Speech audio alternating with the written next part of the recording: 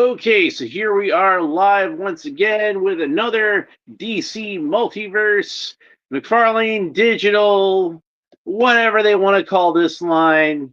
I call it all DC Multiverse. I don't really care.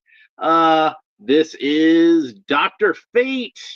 Oop, Dr. Fate, DC the Silver Age. And you see it's got a logo on there of Justice League of America, which has caused some confusion among people because people will be like, wait a minute, shouldn't it be like Justice Society of America? And technically speaking, Dr. Fate was in the Justice League.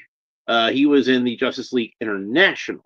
So really, if you're going to put any Justice League logo in there, it should really be Justice League International, not Justice League of America.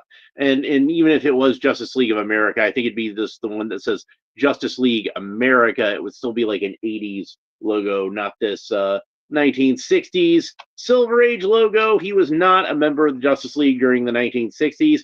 However, what I will say is that when he first appeared in comics in the Silver Age, it would have been, during the Justice League. It would have been during one of the Crisis, probably Crisis on Earth 1 and 2, I think was his first Silver Age appearance. So technically, he would have been in that comic if not actually a member of the team. So I guess it's not really inaccurate. It's probably not the best logo to have on there, but it's got us. There is a certain kind of logic to it if you think about it. And honestly, I'm probably putting more thought into it than anybody at Mcfarlane Toys did. So one thing I thought was interesting about this is you see they have Dr. Fate, the full word Doctor spelled out, whereas usually you see Dr. Fate with Doctor abbreviated, as we saw on the Injustice 2 version from yesterday. But we got a nice piece of artwork on the back. Looks like Jose Luis Garcia Lopez. It could be somebody aping his style, but to me that looks like classic Garcia Lopez. To me, to my eyes, it would fit right into that style guide. And I have both versions of this figure. I do have the standard version in the classic yellow and blue, and I have the platinum edition. It's a little more fancy with the gold and black. So we're going to open up both of these today. Let's go ahead and get on that. So I'll cut the little piece of tape here, and then we can open them up. And voila. There's the figure itself. And of course, he comes with a trading card and some other things. So why don't we go ahead and open those up right now? Hopefully I can get this bubble off without damaging the trading card. And we have the Mcfarlane Toys digital scratch and sniff card. Well, you scratch the number off of it anyway, and then you get your NFT, apparently is what that is. That was when I was looking at the figures at Walmart, I noticed that the tag on the shelf said that it said DC toy with NFT. They don't really call it an NFT anywhere on this package, but I guess Walmart figured they'd call a spade, and it is what it is. And honestly, I don't know what an NFT is. I don't understand it. Please don't bother to explain it to me, because I've had people explain it to me before, and I guess I'm just a little too thick to really understand the whole point. Well, it's a special limited edition image that that you can buy, and I'm like, okay, but if I Google it, I can find like a picture of it, right? Like, yeah, but it's like an animated GIF, and like, I don't understand it. I don't get NFTs.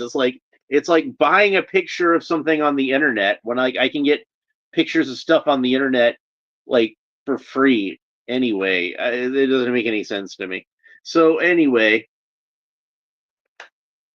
I've never scanned one of those codes, and at this point, I don't think I'm going to. It's because I'll set them aside and be like, I'll do that later. because usually when I'm opening up a figure, it's when I'm doing it on this channel. I'm using my phone to film all this, and I can't scan things with my phone while I'm shooting a live stream very well. Now, can I? No, I can't.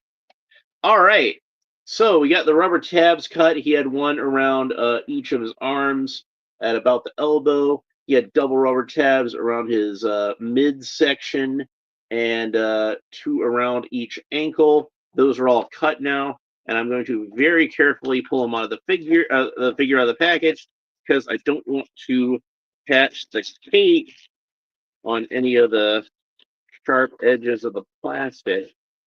So very carefully remove the cape out of there. And it is a nice, shiny, satiny cape. You can see that sheen there. It's not the same color as Robin's from when we opened up that Earth 2 Robin. This is a more canary yellow, whereas Robin's was a little more goldenrod, if you want to get into the technical names for things. And there he is out of the package, looking all impressive. Now, one thing that I will say about this figure is you probably noticed no accessories whatsoever. What you see is what you get. And Dr. Fate isn't really a guy who needs accessories. He's not going to have, like, a sword or a gun or something like that. But there are some accessories that I think would have been cool to include with the figure that aren't necessarily physical things. Like, you could have had some extra hands. Like, I think some spell casting hands would have been great to see on this guy. I think that would have bbeen something that would have added a lot to the figure. Also, as far as accessories go, like in addition to the spell casting hands, maybe like some actual spells, like some energy to come out of his hands, the like a light onk kind of thing. That would be cool. But unfortunately, he doesn't have any of that. And most of the time, I wouldn't complain about this. If this was a regular figure, I wouldn't complain about this. But since it's one of the Mcfarlane digital figures, and it is a little bit more expensive than a standard Mcfarlane, not quite as much as the collector edition, but still more than like a regular Mcfarlane. I kind of feel like give us a little more bang for our buck. You know what I mean? Some extra hands, or a spell or something like that would have been something that would have given this guy a little bit more bang for his buck. That's all I'm saying. That having been said, the figure itself looks fantastic. And this is definitely more like what I would have wanted out of a Dr. Fate figure than either of the Injustice figures, which neither of those figures were bad, or the Black Adam movie figure, which that figure was a good figure. Those were all good figures. And any of those, I think, like I said on those, I would be happy if that was my only Dr. Fate figure. I would be satisfied with that being my one Dr. Fate figure that I have in the DC Multiverse line, if those were the only one that existed. But thankfully they're not. We have this guy, and he's easily the best. Just looking at him right off, look, the colors are all great. They all pop. Like it's a nice, like I said, bright canary yellow, nice bright blue. This is a comic booky looking figure. Like, I know some people were nitpicking about the Justice League, about the DC Silver Age kind of thing on there, but this is definitely a Silver Age figure. He seems very Silver Age.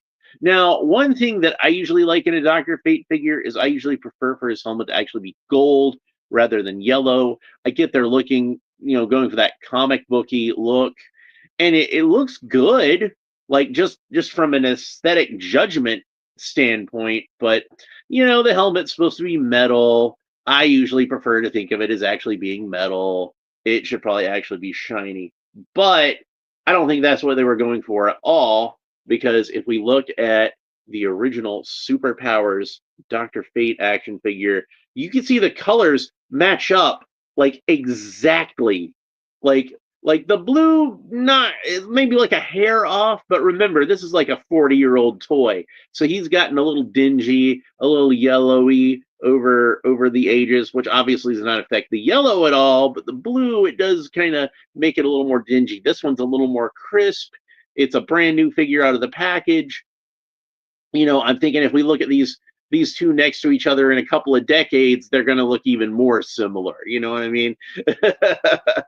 One thing that's different on this guy, though, is if you look at the original Superpowers figure, he's got solid black eyes, whereas the Mcfarlane figure, you can see that he has white eyes, and not only that, he has the flesh color painted in around the eyes. Now, me personally, if I was designing this, I would have just given him like either solid white eyes or solid black eyes. And if it was white eyes, I probably would have put a little black outline around it to help the white stand out a little more against the yellow. But they chose instead to go a more realistic route and actually have his flesh, like eyelids around the white eyes. And personally, I kind of feel like if you're going to put the flesh around his eyes, then he should probably have some pupils. And that if it's going to be white, it should just kind of look like his eyes are glowing white. You know what I mean? So, but he does have like eyelashes, and it's not like they got lazy with it.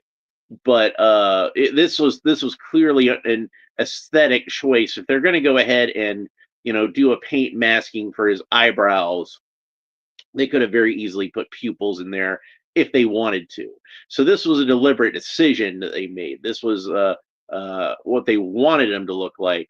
So, I'm just saying how I would have done it if it was me. I'm not necessarily saying that they made the wrong decision, but it wasn't necessarily the decision that I would have made. Now, Dr. Fate does mostly reuse this standard DC buck that we've seen on a lot of figures, and you know what that means?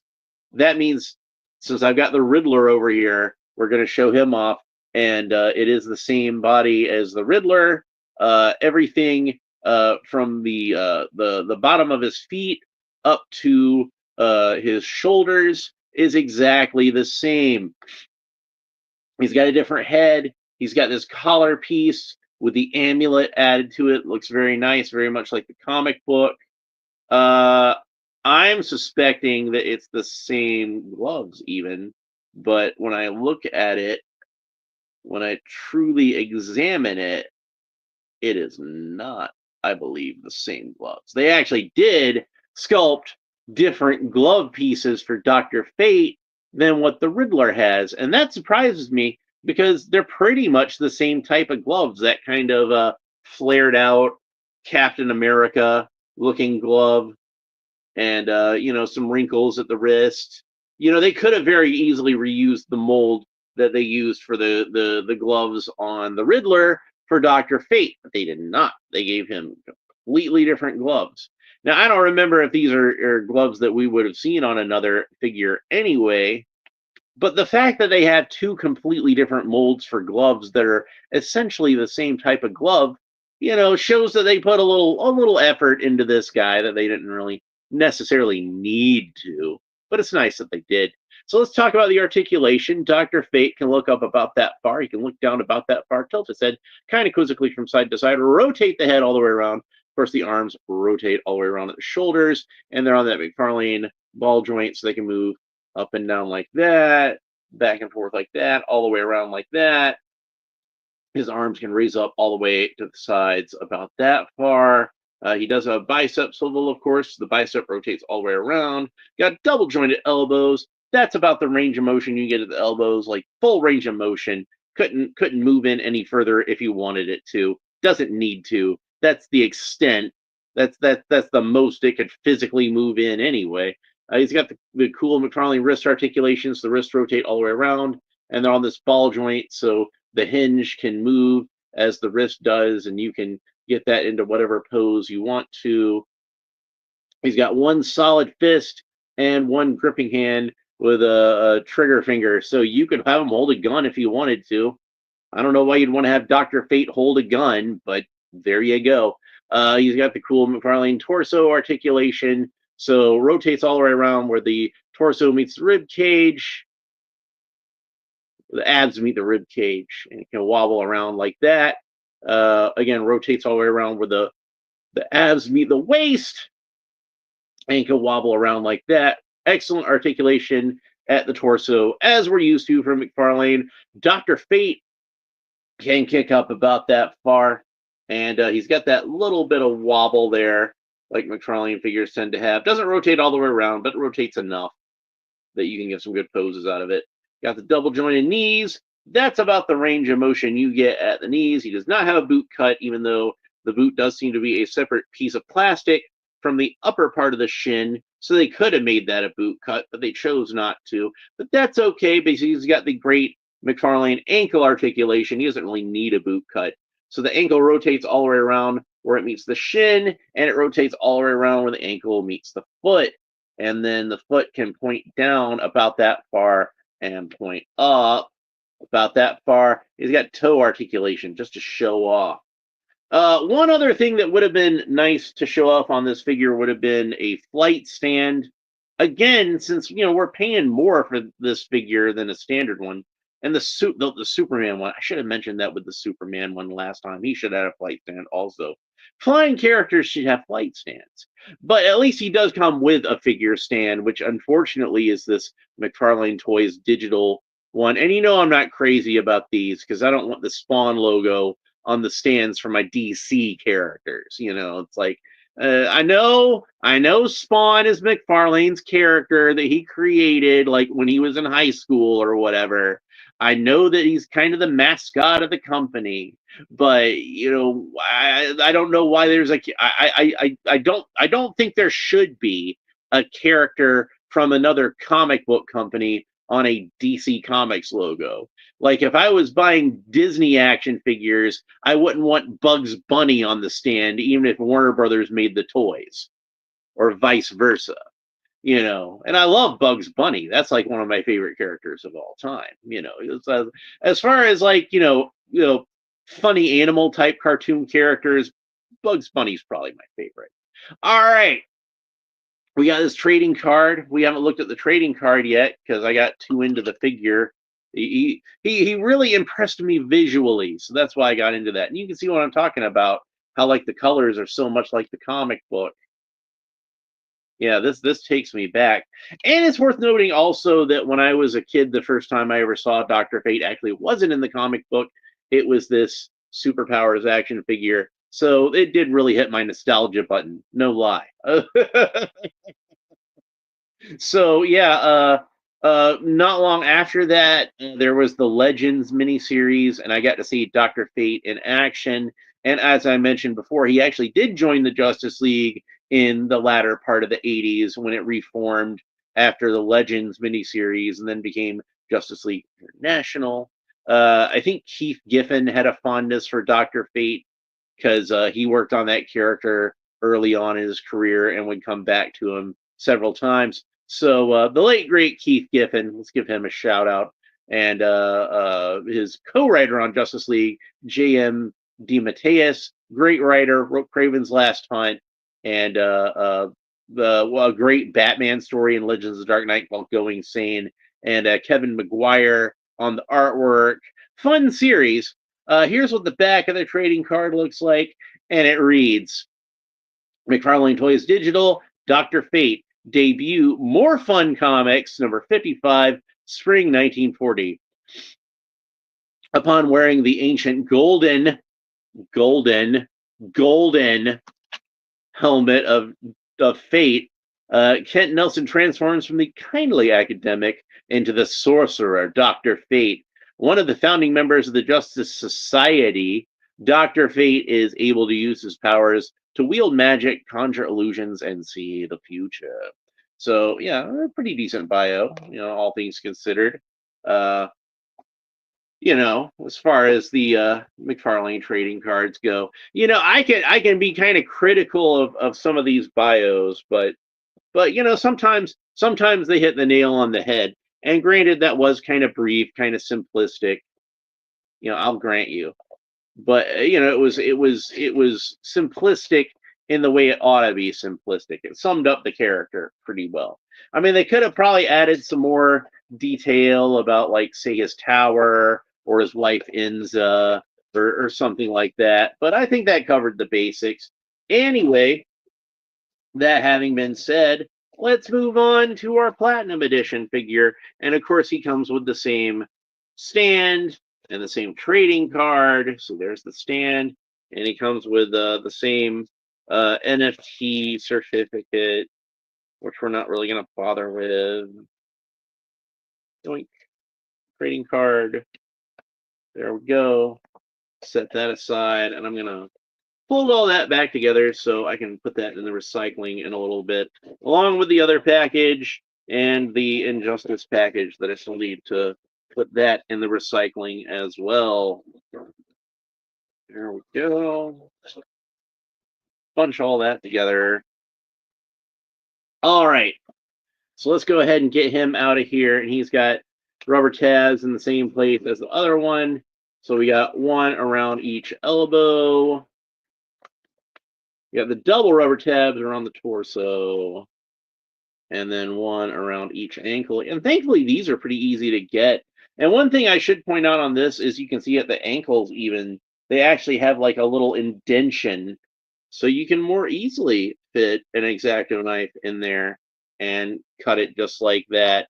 And it makes me wonder if somebody from Mcfarlane Toys is actually watching my videos and seeing me comment on this.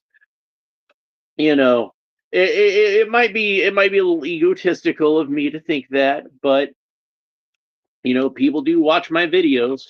I know I see view counts. I know I see some of you watching right now up here in this little corner. I can see that on my StreamYard. So, and if you are watching, make sure that you like and subscribe and leave a comment and all that fun stuff. Hit the little bell if you want to know anytime I go live. All right. So, might as well get that out of the way. Serve the almighty YouTube algorithm. All right, so as we can see, this Dr. Fate is the same exact sculpt as the other Dr. Fate. He shares that same basic buck. He has the same gloves, same head, the same collar, the same amulet. Only this time, the colors are much different because instead of yellow, we have gold. And instead of blue, we have black, which I like the gold an awful lot, actually. Like I said, I generally prefer for his helmet to be gold rather than yellow. And you can see it does look very impressive in gold, as does the amulet. I do think that the gold is a bit dark. And that's not really a complaint about the gold itself, but set against this black, it doesn't quite contrast as much. You can see that's a problem at the collar because the collar is a little difficult to make out at certain angles because it kind of reflects that black plastic. But he's got a nice, deep, kind of goldenrod kind of cape. It matches up with the gold of the rest of the uniform fairly well. It's not the same exact color as you can see, but it all mixes together pretty well. And again, the articulation should all be the same. Daniel Evans says, "Sup, buddy? Oh, not much. I hope you're doing well. We're talking about Dr. Fate right now.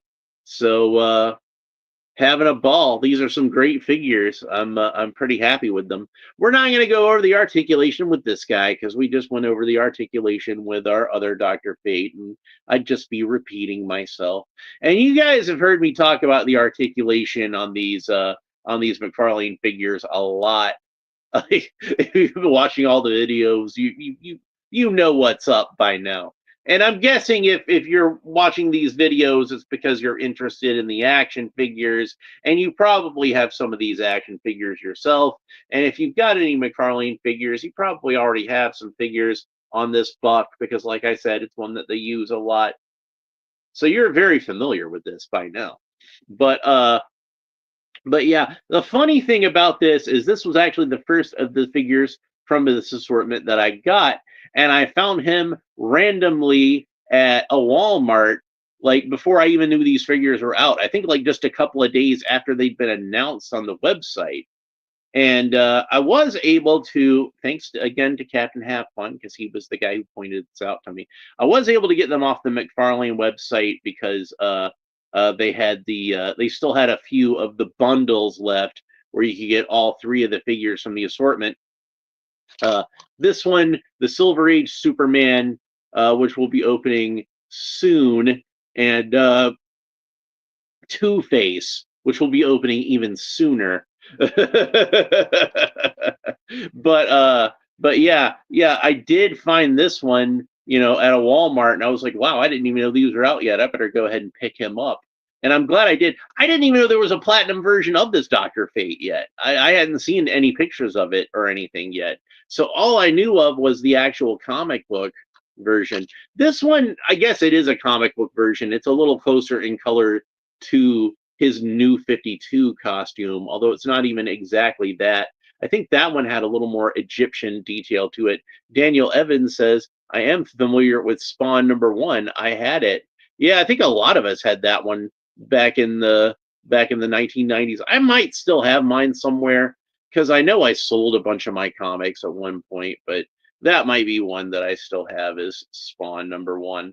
So and Mcfarlane, he was like a very popular artist back in the day. Like he doesn't really draw so much comics anymore because I guess he's busy running his toy company.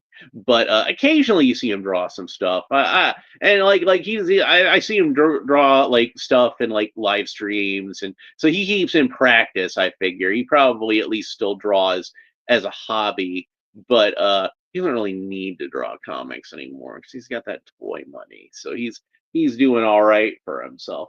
But I just gave him some money, obviously, not long ago. But yeah. So I think HBO shut down the cartoon. Yeah, they didn't do that cartoon, like they haven't done that in like several years. I don't think. I know there was talk about them doing a movie, and apparently Jamie Foxx was supposed to be involved with it somehow. Which, like, I like Jamie Foxx. He's a good actor. He probably would have been good as Spawn, but unfortunately, then he had that stroke. So apparently, he's retired from acting now. So I don't know where that movie's at nowadays. Maybe they can get somebody else. Like Idris Elba would probably be a good guy to play Spawn. He's got like a good voice, and he looks like Al Simmons. I think that would probably be the direction I would go. I would probably try to get Idris Elba. That would be my choice. Maybe they could try to get like Michael B. Jordan since he's like the new hotness, or Jonathan Majors might not be too expensive. but but yeah, Idris Elba, that would be who I would get to play Spawn, since Jamie Foxx apparently, unfortunately, can't do it anymore. So, which is sad. But anyway, yeah, I think that the black was kind of more inspired by the New 52 costume, and the New 52 costume was one of that. Doctor Fate's New 52 costume was one of the New 52 costumes that I didn't mind so much. I know I've been critical of a lot of the New 52 costumes, but Doctor Fate was one that I thought was fine.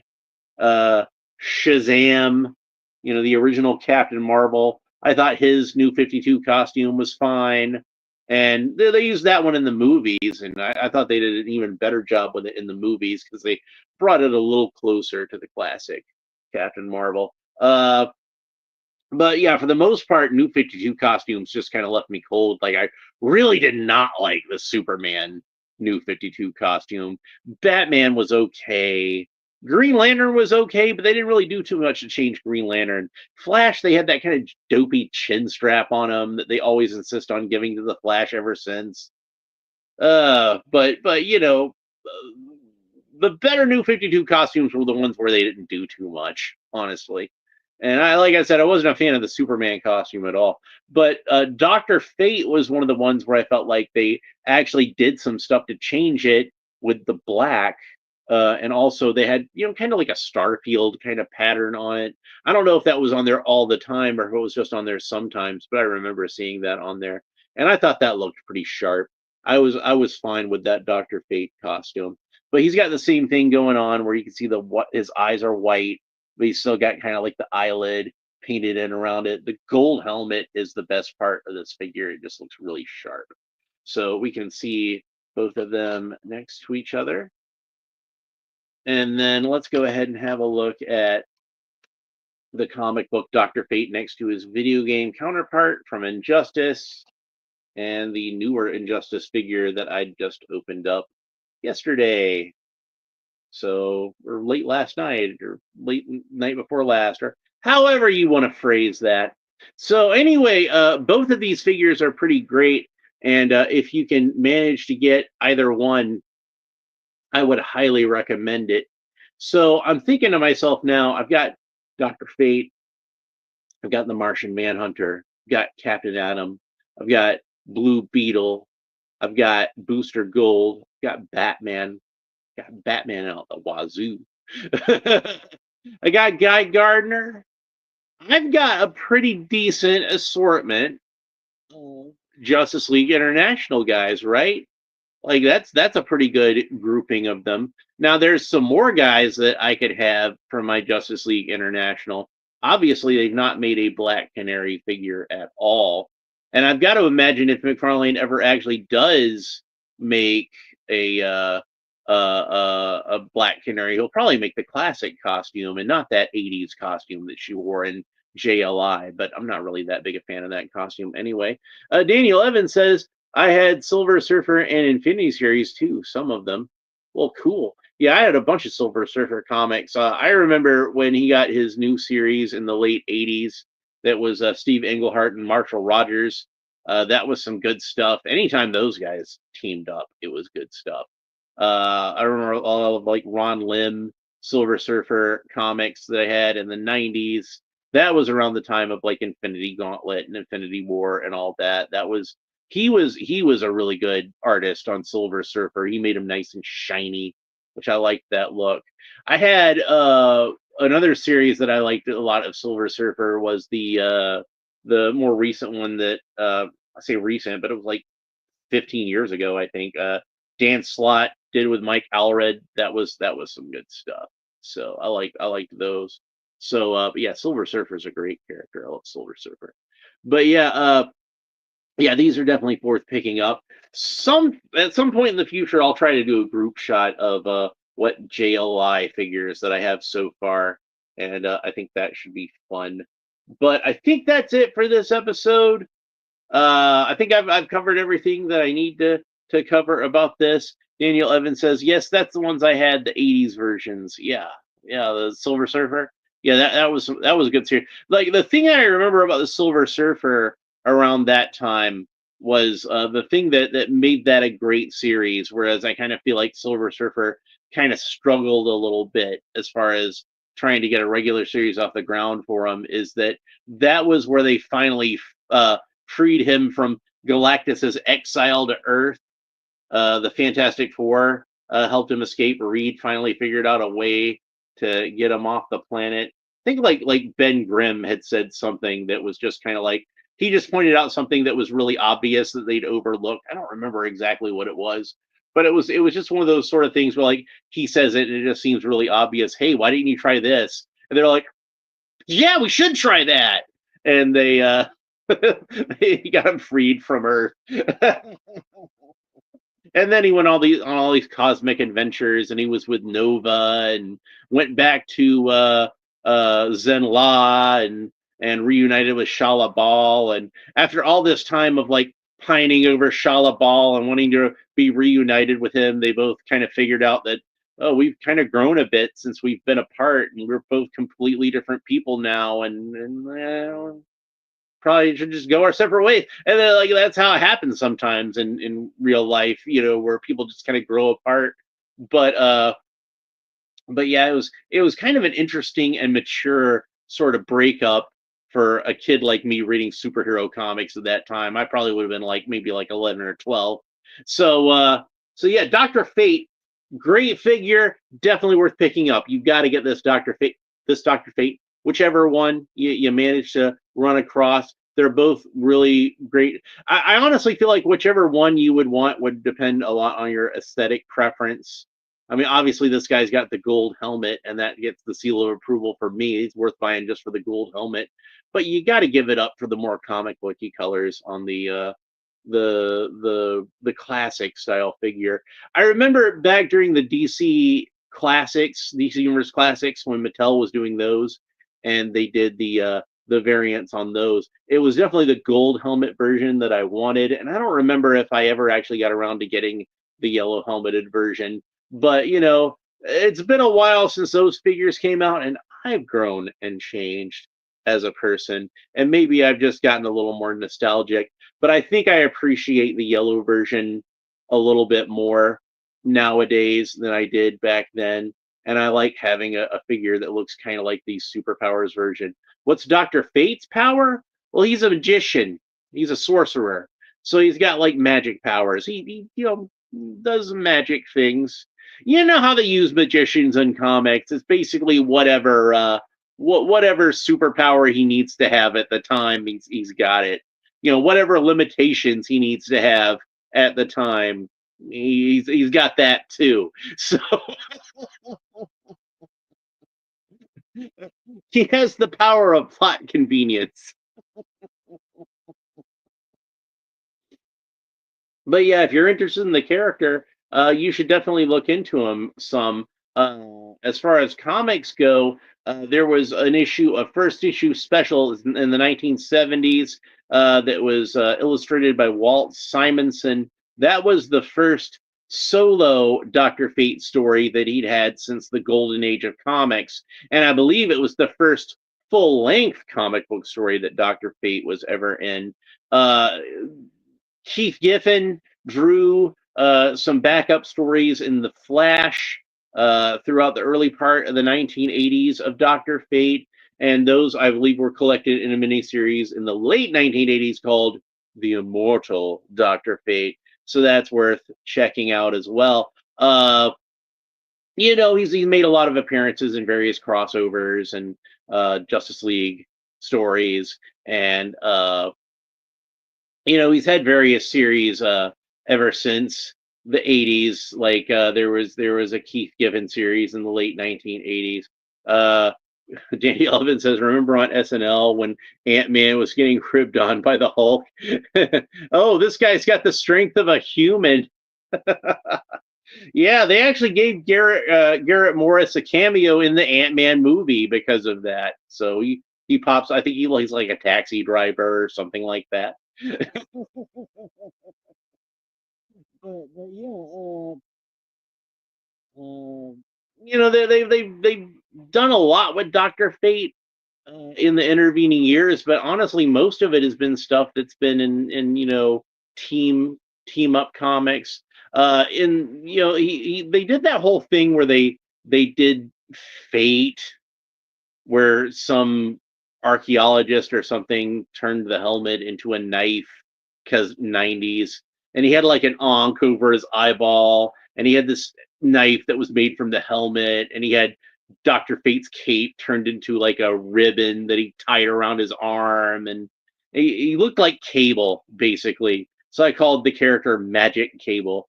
And when they did the Justice Society series in the around the millennium, the turn of the millennium, the Jeff Johns JSA series, they created an all new Dr. Fate where they brought back the character of Hector Hall and had him become the new Dr. Fate.